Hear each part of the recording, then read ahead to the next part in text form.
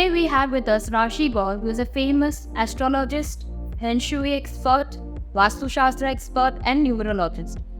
Welcome to Gustav 360 Rashi. Thank you so much. Rashi, as a personal global consultant of Vastu Shastra, numerology, astrology, and Feng Shui, which of these disciplines do you follow the most in your day-to-day routine? Well, it's like asking a mother who's your favorite child. It's very, very difficult for me to really decide what's my favorite out of all of these sciences, but I can only just say one thing that, when I started learning these sciences, I surrendered to them with so much of love that they have become a part of my entire being. It's like pretty much this knowledge being a part of me and me being a part of this knowledge. So I think choosing a particular science does not really come. All of this has become a part of my entire psyche. Flats are often not constructed using Vastu Shastra keeping in mind. What is that one thing we should not compromise on while waiting for a home? Alright, now this is an interesting question. While I can throw a lot of things at you, but I would seriously say that one thing which is very, very important to me is the northeast and the southwest axis. Now, northeast basically is the zone which represents a mind. आप इस तरीके से समझिए that supposing you're talking about a person who has a problem in their leg or who has a problem with their hand, and they can pretty much still lead a very, very normal life. पर अगर उनके sir में कोई problem आ जाती है, mind में कोई problem आ जाती है, तो कहीं ना कहीं their entire body starts to collapse eventually, right? And it's a complete crumble of their entire body. तो हमारे एयर का जो नॉर्थ ईस्ट है ना, वही हमारे दिमाग का, हमारे सर का, जहाँ से सारा संचालन होता है ना, उसका काम करता है. तो मेरे हिसाब से north east becomes a very very important zone. इस जोन में कोई वास्तु फ्लॉ नहीं होना चाहिए, जैसे टॉयलेट है, किचन है, एक्सेट्रा. और साथ ही साथ इसका एकदम जो ऑपोजिट जोन जाता है, the axis, that's why I said the axis, that is the south west axis. बहुत से लोग साउथ वेस्ट के बारे में नहीं बात करते हैं, नॉर्थ के बारे में बात कर लेते हैं, क्योंकि वेस्ट का जोन है, साउथ मंगल का जोन है. हम साउथ वेस्ट को बहुत इग्नोर कर देते हैं. South west is a zone of stability, grounded. मतलब आप खड़े हैं जमीन पे, आपके पैरों तले जमीन ना खिसके, वो साउथ वेस्ट काम करना है. सोचो अगर एक पानी का टैंक हो, उसके नीचे एक छेद हो जाए, तो धीरे धीरे धीरे वो टैंक सूख जाएगा, क्योंकि सारा पानी लीक कर जाएगा. एंड हेंस ये जो नॉर्थ ईस्ट और साउथ वेस्ट एक्सिस है, और कुछ चीज़ का ध्यान रखे ना रखे, पर नॉर्थ ईस्ट और साउथ वेस्ट में इतना ध्यान रखें कि आप दिन में हो लेता. तो क्या हमारे पास कोई ऐसे सिंपल एडजस्टमेंट्स या रेमेडीज हैं ताकि हम हमारे अपार्टमेंट्स को वास्तु कंप्लायंट बना सकें? आज के टाइम में in the modern day setup, अगर कोई वास्तु एक्सपर्ट आपको सजेशंस और रेमेडीज दे ही नहीं सकता, तो कोई फ़ायदा नहीं. See, understand that we are living in an environment where it has become apartment living. हमारे पास बहुत limited choices हैं. हम बड़े बड़े घरों में अब नहीं रह रहे, you know. So these apartments, it could be the 33rd floor or the 42nd floor or the 12th floor. You cannot change the entrance. You cannot change your windows. You cannot change your bedrooms. You cannot change your kitchen. तो आज के ज़माने में आज का जो vastu expert है, उसको वो जो पुरानी विद्या है उसको लेके आज के हिसाब से टेलर मेक करना तो आना ही चाहिए. So of course, this is where our expertise lies, that we are bringing to you the solutions, and I personally believe a lot in remedies without renovation. What are those remedies for northeast and southwest? Like I said, very interesting, you've tricked me here. Southwest तो फिर भी remedies है, इसलिए मैं कहती हूँ कि मेरे पास आप आओ तो नॉर्थ ईस्ट की प्रॉब्लम लेके बताओ.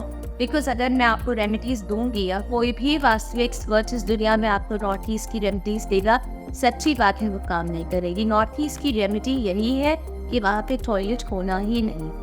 This is one thing that you have to keep in mind.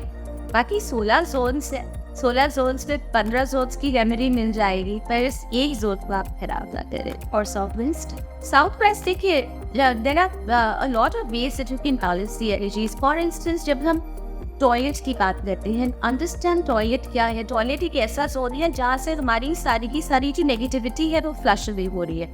The wastage of a body is going out of. तो ऑब्वियसली आपकी स्टेबिलिटी चली गई. जो ऊर्जा है साउथ वेस्ट की, एक जो ग्राउंडिंग एनर्जी है वो फ्लश अवे हो गई. तो ऐसे में क्या करते हैं, हमको ये समझना है कि साउथ वेस्ट का जैसे फॉर इंस्टेंस तत्व क्या है, द तत्व the element there is the earth element, तो हमें वहाँ के अर्थ एलिमेंट को स्ट्रॉन्ग करना है। एक सिंपल रेमेडी ये है कि जहाँ पे भी आपका WC है, आपका कमोड है, उसके अराउंड आप एक पीले रंग का टेप लगा दें या फिर ग्रास की वेटिंग स्ट्रिप लगा दें। Basically what you doing is you blocking that energy with the right kind of colour. अगर आपका WC आपका कमोड वॉल पे है तो उसके नीचे आप कुछ नहीं कर सकते, तो पीले रंग का रब रख दीजिए, एक बैलेंस्ड एनर्जी ले आइए। इसके साथ साथ बाथरूम के दरवाजे को बंद रखिए, लिड को हमेशा बंद रखिए, right. So doing these little things really makes a lot of difference. South west किसका जोन है? राहु का जोन है। तो राहु की एनर्जीज को, ऊर्जा को कंट्रोल करने के लिए आप ऐसे काम करिए जो राहु आपको और एनहांस ना हो। जैसे कि आपने जो आपके हैबिट्स है उनको आप इस तरीके से बनाइए कि आपका राहु नेगेटिवली ना एनहांस हो। आप अपने लाइफ में एक डिसिप्लिन लेके आइए, आप सही टाइम पे सोइए, सही टाइम पे उठिए, आप मोबाइल फ़ोन को रात भर ना देखिए। और इसके साथ साथ अगर साउथ वेस्ट में कोई प्रॉब्लम है तो ऐसे इंसान को एक जो अपने मंत्र जाप है, स्पिरिचुअलिटी है, गुरु से एक कनेक्शन जो बनने की बात होती है, गुरु के मंत्र हो गए, बृहस्पति देव के मंत्र हो गए, विष्णु जी के मंत्र हो गए, इन सारे मंत्रों को आपको ज़्यादा रिसाइट करना चाहिए। And same goes with the toilet in the north east. आप गुरु के मंत्रों को रोज रिसाइट करना शुरू करते हैं, you will actually start to see a little difference in your life. There are numerous consultants talking about Vastu Shastra, astrology, numerology, and Feng Shui. Some are very skilled, some can be misleading. How can one identify the best and the most reliable consultants? Isme, I will only tell you one thing: you are a very, very lucky person because you're born in an environment where you're getting a lot of access to social media.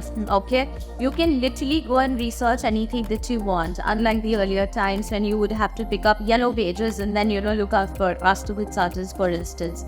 I would say if you have been following someone for a very long time, you like somebody, you like somebody talking on this subject, you've been following a particular consultant, उनकी energies आपके energy से resonate कर रही है, तो फिर उनके बारे में आप रिसर्च करिए। Go see every platform that they are present on, go and see their followers, do they have genuine followers, do they have genuine comments. Actually if you go and do a little bit of research, you will get a lot of information on that. Do not be in a rush to hire Vastu consultant because you heard somewhere that there's a little bit of a problem in your house and now you've just decided that no matter what, within this week I'm going to be getting a Vastu consultant. So even if you're renovating a house or if you're buying a new house, be well prepared, be prepared in advance, do your research, then go and see social media very, very properly and then choose your Vastu consultant. दूसरी चीज़ जो आपने ध्यान रखनी है, try and choose somebody who is not a novice in this field, somebody who has a lot of experience. कम से कम 10 साल का experience उनके पीछे होना चाहिए। ये एक ऐसी साइंस है जो आपको एक्सपीरियंस के साथ साथ स्किल्ड बना देती है और ज़्यादा। It makes you more skillful. Then the other thing is that don't work for somebody who's been talking on social media, you've been watching them, who's been instilling a lot of fear in you. एक बहुत प्यारी बात हमारे hero ने हमको बताई थी कि जब हमारे पास ये विद्या आ जाती है, इस विद्या के साथ साथ हमारी जुबान पे सरस्वती का वास हो जाता है। और जब सरस्वती का वास होता है तो फिर ऐसे लोग जब मुंह से कुछ भी निकालते हैं तो उनकी बातें सच हो जाती हैं। ऐसे इंसान के पास जाइए जिनके पास एक पॉजिटिव ऑरा है, जो आपके ये सोल्यूशंस लेके आ रहे हैं। आप किसी घर में रह रहे हैं, वहाँ पे ऑलरेडी कोई वास्तु दोष है, वो आपको आके और डरा दे, तो इसका क्या फायदा। देन आपकी साइकी इतनी नेगेटिव हो जाएगी कि जाने अनजाने आप वो चीज़ अपने लाइफ में अट्रैक्ट कर लेंगे। Get somebody who would be able to tell you, listen, there's a solution, we can work around it, don't panic, fix your life in 2-3 years, ये उपाय कर लो, फिर 2-3 साल बाद इस घर को छोड़ लेना जब चीज़ें ज़्यादा बेहतर हो जाएगी। So always try and go to somebody who can offer you this insight and who brings to you the right kind of solution rather than bringing you fear in your life. Personally, I believe in numerology a lot. Is there a particular birthday that is blessed with abundance, health, luxury and fame? सब कुछ जानना है। हाँ, okay. So again, very interesting. There are a lot of numbers which I feel are genuinely blessed. पर इसमें पहले मैं आपको एक चीज़ बताऊंगी, and that is that you are a combination of your mulank and bhagyank. तो मूलांक क्या है? मूलांक है आपका जो पहला जो बर्थडे होता है। आप 3rd को पैदा हुए, नंबर 3 है। 12 को हुए तो 3 है। आप 30th को पैदा हुए तो 3 है। आप 14 को पैदा हुए तो आप 5 नंबर है। So on and so forth. So your मूलांक is your birthday. Then your bhagyank is a total of your entire date of birth. And your entire date of birth means that, for instance, if you're born on a 3/12/1975, perhaps your bhagyank is going to eventually add to number 1. And when it adds to number 1, then that means that अगर आपका मूलांक 3 है और भाग्यांक 1 है, you are going to be a combination of 3 and 1. And this becomes very very important for you to gauge your numbers. अब इसमें क्या होता है, जनरली जो बहुत अच्छे मूलांक होते हैं, जो बहुत फेम ला सकते हैं, सक्सेस ला सकते हैं, एक लीडरशिप ला सकते हैं, नंबर 1 एक बहुत प्यारा मूलांक है। 1 is a number of some leader. तो उसकी लाइफ में automatically that person is going to be filled with a lot of leadership qualities. इसी तरीके से अगर कोई नंबर 3 है, I genuinely feel that this and a pure number 3 for instance is a number which is actually blessed with a lot of guru kripa. उनकी life में abundance आती है। उनको कहीं ना कहीं से वो किसी ना किसी तरीके की ब्लेसिंग हमेशा आ जाती है। कितनी भी मुसीबत होगी, somebody will come in their life to rescue them. Similarly, I've seen 6 number शुक्र, वीनस, लक्ष्मी, उनकी ब्लेसिंग्स आ जाती है। So such people also become quite lucky. But अकेले सिर्फ ये नंबर्स का सही होना अच्छा नहीं है। इनका जो टोटल डेट ऑफ बर्थ है भाग्यांक, which becomes your eventual purpose in life. ये आपकी जैसे लाइफ जो प्रोग्रेशन है आपकी लाइफ का, that is going to be taking you towards your भाग्यांक। तो क्या ये भाग्यांक आपके अनुसार अनुकूल है? Is it working in your favour? Is it a good भाग्यांक? फॉर इंस्टेंस आप हैं नंबर 3 मूलांक और नंबर 9 भाग्यांक, तो ऐसे इंसान की लाइफ में विजडम भी आ गई, नॉलेज भी आ गई, गुरु कृपा भी आ गई। नंबर 3 है वो। और ज्ञान एक ज्ञान की उत्सुकता, लाइक एक जिज्ञासा, curiosity to learn knowledge, all of that comes. But because there also a भाग्यांक number 9 is a number which says that I'm here to do something at last for the world. I'm a warrior. I'm here to change the world.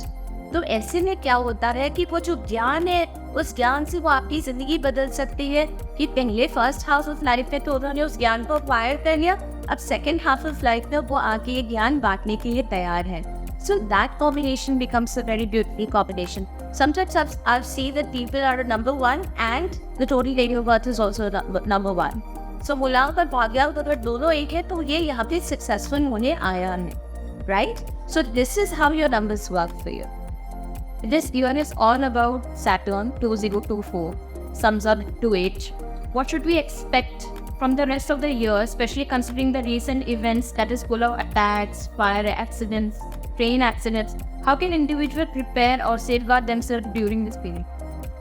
Shani is the most talked about topic, but I think that Shani Maharaj is the most misunderstood planet. देखिए, हर planet का एक अपना अपना role है and वो role यहाँ पे अदा करने आए हैं। हम सब अगर जिंदगी के बारे में बात करें तो हम सबके 4 मेन गोल्स होते हैं लाइफ में, काम, अर्थ, धन एंड अल्टीमेटली मोक्ष। तो ये जो अर्थ की बात करते हैं, अर्थ means the work that you are here to do. ये वाला जो पूरा का पूरा एक थॉट प्रोसेस है या एक जिम्मेदारी या रिस्पॉन्सिबिलिटी है, वो शनि को ही है। अर्थ means your material pleasures, your material success. तो शनि बहुत बड़े आपकी मटीरियल सक्सेस की कारक बन जाते हैं। एंड सबसे प्यारी बात शनि की ये है कि Shani is a very fair planet. वो कहते हैं काम पे ध्यान दो, काम पे ध्यान दोगे तो सक्सेस मैं आपको दे दूंगा। इसीलिए most of the number 8 people end up being the most successful industrialist in the world. So क्या होता है कि अगर आप एक ऐसे इंसान जो आप पूरी तरीके से एक जिम्मेदारी से अपनी लाइफ जी रहे हो, you are saying listen I am very responsible towards my work, ultimately see what is a purpose in life. हम आते हैं, हम अपनी रिस्पॉन्सिबिलिटीज को पूरा करने आते हैं। And one of the biggest responsibilities in life is to bring the discipline. Life is no fun if there is no discipline. Life is no fun if there is no purpose.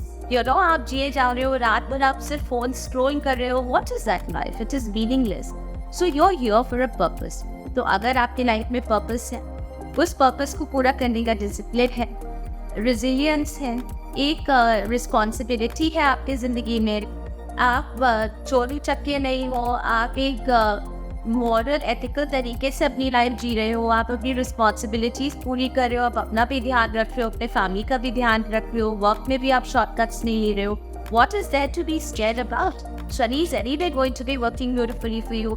तो पहला lesson तो ये है कि जो number 8 का साल है वो आपको ये बता रहा है that you are bound to be taking care of all your responsibilities very well. ठीक है, फाइनल। आप इस तरीके से सोचिए कि जो शनि है ये एक स्ट्रिक्ट टीचर है आपके स्कूल की, ओके, और ये कह रहे हैं कि बेटा अगर तुमने गलती की तो इस सम को मैं तुमसे 10 बार करवाऊंगा, क्योंकि मैं चाहता हूँ कि फाइनल एग्जाम में you and up getting 10 on 10, right? Now what is happening is, one, this number is the year of Shani. First and foremost, अगर वो बच्चा रोज घर से पढ़ के स्कूल जा रहा है, that okay, this is what has been taught to me, let me read this, let me understand, let me learn this. What is there to be scared of? He is going happily to the class. I know everything. I've learned and memorized and revised everything. But now what is happening is, from the 29th of this month of June, Shani goes retrograde. Since Shani goes retrograde, now this is a long period of retrogression. Shani वैसे भी बहुत slow moving planet है, शनि धीरे धीरे चलने वाले पूरे planet है, तो वैसे भी शनि के साल में हर चीज थोड़ी सी डिलेड हो जाती है। मुझे नहीं लगता सबके लाइफ में सब चीजें डिलेड हुई होगी। जो लोग बहुत ज्यादा हार्ड वर्किंग है उनको शनि ने बहुत दिया होगा इस साल। But anyway, coming back to the topic, वैसे भी चीजें थोड़ी डिलेड हो जाती है because Shani gives a little slowly, gives because it's a fair planet, always gives, can give a little slowly. Retrogression में जब शनि आते हैं तो चीजें थोड़ी और इंटेंस हो जाती हैं। जो भी planet retrogression, suddenly it is a time to interest, it is a time to realign with your inner self. It is a time to look at things with a wider perspective. किस राशि में retrogression चल रहा है? कुंभ राशि, Aquarius वगैरह। अब यहाँ पे अगर शनि रेट्रोग्रेड हो गए हैं तो पहले तो इस साइन को समझे। This sign is about innovation, this sign is about humanitarianism, this sign is about structure, about planning, about the future, right? So technology even. तो अब क्या होगा, that Shani going retrograde here, one has to be very very careful with the structures. आपकी structures in place है तो उसमें कुछ गड़बड़ाहट आ सकती है अगर उनमें कोई flaws है तो। Okay, you may have expected something to, you may want to start something new. Suddenly उस process में delay हो सकता है। तो इस तरीके के delays आ सकते हैं आपकी life में, where you may feel that oh my god, I was planning a certain thing in a certain way, but ये तो बिल्कुल ही गड़बड़ हो गया। आप ऐसा समझ लो कि वो जो टीचर है ना, जो इन्विजिलेटर है या जो टीचर है जो आपको पढ़ा रहे, स्ट्रिक्ट टीचर, आप ये समझ लो कि थोड़े और स्ट्रिक्ट टीचर आ गए। आपको डरने की बात नहीं है, as long as you are well prepared. So that would be delays. Teacher में गिव यू 2 नंबर कम, 8 नंबर के बजाय 7 या 6.5 दे देंगे, बट वो आपको गेज कर रहे हैं। Strict teachers gazing you right now, a stricter teachers gauging you. So all you have to do is be very very well prepared as you move into this year. और सब्र सीखो। शनि के साल में ना आपको एक बहुत प्यारा कोट बताती हूँ, and that beautiful quote is, सब्र, it is not how long you wait but how well you behave while you're waiting. So follow this, and there's nothing to worry about Shani the Sun in number 8. It's a planet that can give you a lot, you know. Rashi, what are your thoughts on those who wish to pursue astrology? Which planets or numbers are favorable for becoming a good astrologer? Very interesting question. देखिए, astrology एक ऐसी विद्या है जो सबके पास नहीं है, okay? और ऐसी विद्या है जो ज़्यादा से ज़्यादा लोगों के पास आनी चाहिए। Why should it be restricted to a few people? अगर कुछ अलाइनमेंट्स हैं जो ज़रूरी होते हैं। 3 प्लैनेट्स हैं जिनका एक बहुत बड़ा रोल है in making you good astrologer, that is Jupiter, गुरु, planet of wisdom, planet of देवगुरु बृहस्पति जिनको कहा जाता है प्लैनेट ऑफ नॉलेज। उनका सही होना आपकी गुरु में बहुत ज़रूरी है। इसके साथ साथ दूसरे प्लैनेट है बहुत mercury. End of the day, intellect and wisdom and knowledge and sharpness of your mind is very important for any kind of vidya. तो यहाँ पे मर्क्यूरी यानी बुध is a very important role. And the third very important planet is Ketu. Now Ketu is a planet which is very very important if you need to learn astrology. अगर इन तीनों planets का आपस में कोई connect बनता है, आपके 10th house से कनेक्ट बनता है, 10th house is house of your career, तो ये आपको एक एस्ट्रोलॉजी के प्रोफेशन की तरफ ले जाएगा। ज्ञान आपको तब आ जाएगा इसका अगर इसका कनेक्ट आपके फर्स्ट हाउस जो आपको डिफाइन करता है, लग्न या आपकी लग्न लॉर्ड, उनके साथ कोई कनेक्ट बन गया तो आपको ये ज्ञान हो जाएगा। Eventually it is the interplay of all of these. 8th house बहुत मैटर करता है। 8वां हाउस हमारे ज्ञान का हाउस है, ट्रांसफॉर्मेशन, डीप रिसर्च, नॉलेज, एक अंदर जा की जो विद्या ला के निकालने वाला हाउस है वो 8th हाउस है। वो कैसे एक्टिवेट हो रहा है in scheme of things. 9th house बहुत इंपॉर्टेंट है because eventually that is your ज्ञान, your bigger ज्ञान, and even your somewhere in your adhyatma also, your religious ज्ञान also comes from the 9th house, and then your 12th house, which is your eventual spirituality. So I think it is an interplay of all of these things that I've spoken about, and if it is there, then sometimes people can their analysis कि आपका आपने सीख तो ली, आपको सब समझ आ रहा है, बट जब आप उसकी एनालिसिस कर रहे हो एक क्लाइंट के सामने, तो क्या सही एनालिसिस, बिकॉज ये इतना बड़ा सागर है ये विद्या कि आप जिंदगी भी अपनी बिता दोगे तो आप उसकी कुछ मूल्य अपनी जिंदगी में ला पाओगे। But then it becomes an art as to how you are putting all of these together and what is your analysis about this whole thing while you try to give your interpretation to the person who is sitting in front of you. How can you explain the difference between Vastu Shastra and Feng Shui? Also, how can you apply the both to invite peace, abundance, and good health? First and foremost, I would say both of them are same sciences. Because ultimately, Vastu Shastra and Feng Shui are both talking about the energies of your space. तो आप अपने life की जो energies है उसको आप कैसे ठीक कर सकते हो, या तो एस्ट्रोलॉजी के थ्रू ठीक कर सकते हो, या न्यूमरोलॉजी के थ्रू, या वास्तु शास्त्र और फेंग शुई के through. So vastu and feng shui का डिफरेंस सिर्फ इतना है दैट वास्तु शास्त्र हमारी एक प्राचीन हिंदू साइंस है, and feng shui is a Chinese science.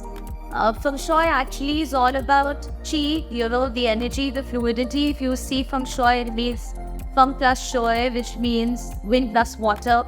If you see, both of them are flowing elements. Then, of course, it also associates itself to the 5 elements. The 5 elements being your water, fire, earth, wood, and metal. How these elements are in balance in your house, and how these elements are going to be bringing a certain amount of abundance in your space in various aspects of your life. Vastu भी same चीज़ है, वास्तु भी पंच तत्वों पे believe करती है, वही से पंच तत्व है, वहाँ पे आपका आकाश आ जाता है, अग्नि, आपका जल तत्व आ जाता है, राइट। तो इसी तरीके से पंच तत्वों पे ये वाली विद्या बेस्ड। वास्तु शास्त्र also talks about associating these different zones with different deities. Okay, then along with that it also talks about associating these different zones with different planets. जैसे हम ईस्ट की बात करते हैं तो ईस्ट जोन अगर हमारा जोन है तो इट एसोसिएट्स इटसेल्फ टू सूर्य देव। इसीलिए कहा जाता है कि अगर आप खासकर वास्तु शास्त्र में एंट्रेंस का बहुत इंपॉर्टेंट रोल होता है कि एंट्रेंस ले रहे हैं, घर की एंट्रेंस है तो ईस्ट में होनी चाहिए। ईस्ट में अगर घर की एंट्रेंस होगी और आप रोज सुबह सोच आप अपने घर से निकल रहे हैं पर ईस्ट की तरफ से आप निकल रहे हैं, तो आपने क्या किया, आप रोज ईस्ट से निकलते वक्त आपने अपने जो सुबह सबसे पहले दर्शन किए वो राइजिंग सन की किए। सन, सूर्य देव इज लाइफ गिविंग, अल्टीमेटली सूर्य is also considered to be a planet of immunity. हमारे शास्त्रों में उनको इम्यूनिटी का कारक कहा जाता है। तो आप रोज सुबह की सूर्य की ऊर्जा सबसे अच्छी होती है। तो जब आप घर से रोज सुबह निकलते हैं ईस्ट की तरफ से सूर्यदेव को प्रणाम करते हुए निकल रहे हैं, तो आप सोचिए आपने अपने लाइफ में कितनी प्यारी ऊर्जा लिया है, राइट। सिमिलरली इसलिए कहते हैं, शायद इसलिए कहा जाता है कि भाई साउथ वेस्ट की तरफ आप ना रखिए अपना एंट्रेंस, क्योंकि साउथ वेस्ट की तरफ अगर आप एंट्रेंस रख रहे हो और आप बाहर जा रहे हैं, राहु का जोन है, तो आप दैरित्य जोन कहलाता है, कहीं ना कहीं उथल आपके लाइफ में बढ़ जाए, राइट। ब्रह्म स्थान को एक बहुत ज़्यादा एक इम्पोर्टेंस दी जाती है बिकॉज अल्टीमेटली हमारी नाभि का जोन है। कहते हैं ना कि अगर हमारे कोर में बैलेंस है तो सब कुछ अच्छा है, डाइजेशन ठीक है तो सब कुछ अच्छा है। सो इसीलिए pretty much they are the same sciences, both of them are talking about the 5 elements. Ultimate purpose of both of these sciences is to bring abundance in all aspects of your life, you know. But if somebody has a very, very deep knowledge about both of these sciences, they realize at the end, at the base level, they are the same. You just should be aware of how to bring them together. एक में आपको remedy नहीं मिल रही तो आप दूसरे से remedy ले लो. Like we said that this is the era of apartment living. You have to bring remedies to your clients. There is no other way. Rashi, it is said that visiting certain temples can ward off problems. The wave of spiritual travel has drastically increased among the young generation. Which are those 3 spiritual places or temples every person should visit? You know, you asked me this question and it made me feel so good because I realized, I see it. I'm so happy to hear that the youngsters are planning to visit religious places because I feel that this generation is such a beautiful and an intelligent generation, but the poor people need so much more anchoring, I feel they're not anchored. And honestly, I personally believe that the person who surrenders to the divine, a person who knows that there is divinity, and a person who prays, I promise you that person is 100% more anchored and more grounded in life. तो पहली बात तो ये है कि जब आप religious places पे जा रहे हो, वहाँ जो वेब होता है या जो सेंटर जोन होता है, वहाँ की जो ऊर्जा होती है, एनर्जी होती है, वाइब्रेशन होती है, वो इतनी हाई होती है कि कोई उन्हें जाके आता है तो कहीं ना कहीं कुछ ना कुछ तो उसके अंदर छूटा है, कुछ तो परिवर्तन होता है, कुछ तो एक पॉजिटिविटी लेके वो वहाँ से आता है. As far as some of the good temples are concerned, देखिए, if you're asking a person who's a very big Shiv bhakt, तो मैं थोड़ी सी biased हूँ, but I genuinely believe कि जो 12 ज्योतिर्लिंग हैं बहुत खूबसूरत हैं हर एक तरीके से. महाकालेश्वर की आप बात करें तो सुबह जो 4 बजे की भस्म आती है, that is something that everybody should experience in their life because it changes you from inside. It elevates you, it transforms you. आप एक अलग तरीके की एक शक्ति, एक स्ट्रेंथ लेके आते हो. And while I'm speaking about this, I can feel the goosebumps thinking about that Bhasmati. It is so beautiful. Similarly, Rahu Ketu का कोई दोष कुंडली में चल रहा है तो उसके लिए आप नागेश्वर ज्योतिर्लिंग जाइए, which is in Gujarat. Okay, so that I genuinely feel is very good. किसी की 7.5 चल रही है, सोमनाथ ज्योतिर्लिंग होके आइए because that is known to take away a lot of your mental and physical ailments, but most importantly mental ailments, and mental breakdowns बहुत हैं आजकल. अगर पैसा कमाना बहुत ज़रूरी है तो genuinely बालाजी जाने में आपको एक अलग तरीके की prosperity की blessing अपनी लाइफ में आती ही आती है. Similarly, मंगलनाथ टेम्पल है, and if you go to that temple, now this particular temple is made on topic of Cancer, and in the sign of Cancer, Mangal Mars is debilitated, नीचली हो जाते हैं. तो जिनको मंगल दोष है, कितनों को मंगल दोष होता है, शादी नहीं हो रही, मंगल दोष ये मंगल दोष वो. अगर आपको ऐसा लगता है तो आप मंगलनाथ टेम्पल चले जाएं, वहाँ पे मंगल दोष का निवारण हो जाता है. So these are some that are coming to me, right now. But I think all of our Prachin temples are absolutely divinely beautiful. Who or what has been your biggest inspiration in your journey as a consultant? Can you share a transformative experience of yours? You know what, I think this Vidya just came to me. Call it my planetary alignments. What in my nakshatras, I was born to a Guru nakshatra. So it clearly shows, आपके नक्षत्र Lord आपको बता देते हैं कि आपकी पिछले जन्म का क्या पर्पस था. And I think मैं पिछले जन्म से विद्या लेके आई हूँ. So it is only an extension of what I carry forward. तो कोई इंस्पिरेशन मेरे लाइफ में नहीं था. I think it was a purpose that I had to fulfill in this time. विद्या मेरे पास आ गई. पर हाँ, हुआ ये कि जब ये विद्या मेरे पास आई या जिज्ञासा या क्यूरियोसिटी थी to learn more, I learned because I wanted to learn. I did not learn because I wanted to make it a profession. That happened by the way. But what I was really blessed with was the kind of teachers I found. Ultimately, you become what your teachers teach you, तो वो जो मुझे एक ज्ञान मिला, जो विद्या मिली, जो नॉलेज मिली through my teachers, oh my God, I am absolutely grateful. I feel so much gratitude for the kind of teachers it gave to my life. And I think वो आज भी है, आज भी मैं टीचर्स से पढ़ रही हूँ, आज भी मैं कोर्सेज करती हूँ, आज भी मैं किसी ना किसी के साथ कनेक्टेड रहती हूँ, क्योंकि गुरु की कृपा आपकी लाइफ में बनी है ना, तो आप सॉर्टेड हो. What future trends or significant astrological events should we look out for in the coming years? In this, what I would say is that यहाँ पे हमको अब 2-3 चीज़ें का ध्यान रखना चाहिए. देखो क्या है कि प्लैनेट्स आर कॉन्स्टेंटली मूविंग हमारे हॉरोस्कोप में, एंड ये एक ऐसी चीज़ है जो आप गूगल करेंगे तो भी आपको पता चल जाएगा when is the next transit happening. सारे प्लैनेट्स की ट्रांजिट्स हो रहे हैं. कुछ प्लैनेट्स 1 महीने में निकल जाते हैं एक हाउस से, एक भाव से.